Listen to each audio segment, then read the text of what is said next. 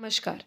आपको हर दिन पावन श्रृंखला की जानकारी नियमित व सबसे पहले मिलती रहे, इसके लिए कृपया आप हमारे चैनल को सब्सक्राइब कर बेल आइकन अवश्य दबाएं। हर दिन पावन श्रृंखला की आज की कड़ी में आइए स्मरण करते हैं श्री लक्ष्मण राव तरानेकर जी को।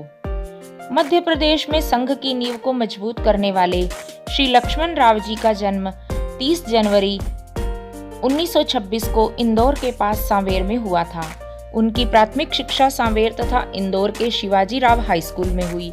इंदौर में वो जिस घर में कमरा लेकर रहते थे, वहां रहने वाले एक अन्य युवक के साथ वे रामबाग शाखा में जाने लगे। इस प्रकार उनका संघ जीवन प्रारंभ हुआ। लक्ष्मण राव जी की रुचि बचपन से ही संगीत में थी। वे शाम को संगीत की कक्षा में भी जाते थे।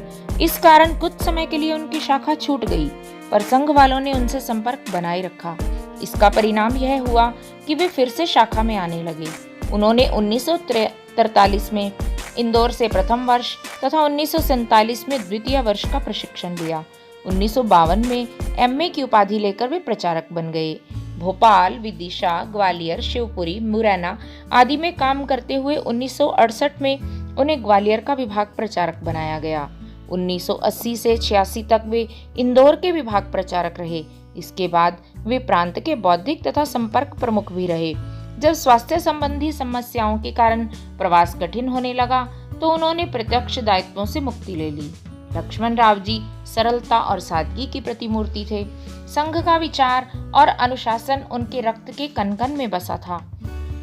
उनसे छोटी अवस्था वाले कार्यकर्ता को जब भी बड़ा दायित्व मिलता, तो वे उनके आने पर उठकर स्वागत करते तथा द्वार तक छोड़ने जाते थे। स्वदेशी के आग्रही होने के कारण वे कार्यालय पर कभी भी विदेशी कंपनियों का सामान नहीं आने देते थे। कम से कम सामान में जीवन का निर्वाह कैसे हो सकता है, लक्ष्मण राव जी इसके सर्वश्रेष्ठ उदाहरण थे। आधी वहां का स्वेटर तथा एक गर्म चादर में वे पूरी सर्दी काट देते थे।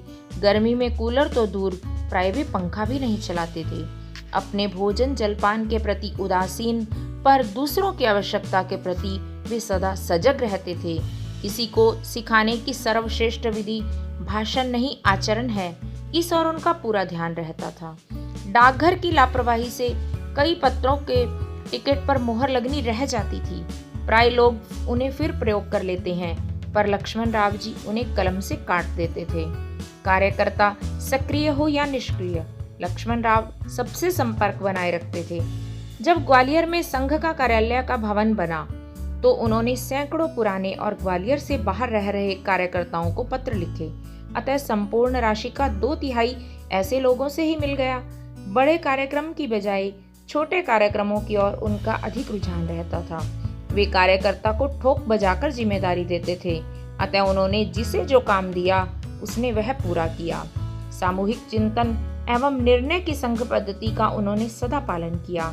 नींव के पत्थर की तरह प्रचार, प्रसिद्धि, माला और मंच से दूर रहने वाले लक्ष्मण राव जी का 27 अक्टूबर 2006 को ग्वालियर में ही देहांत हुआ। भारत माता की जय।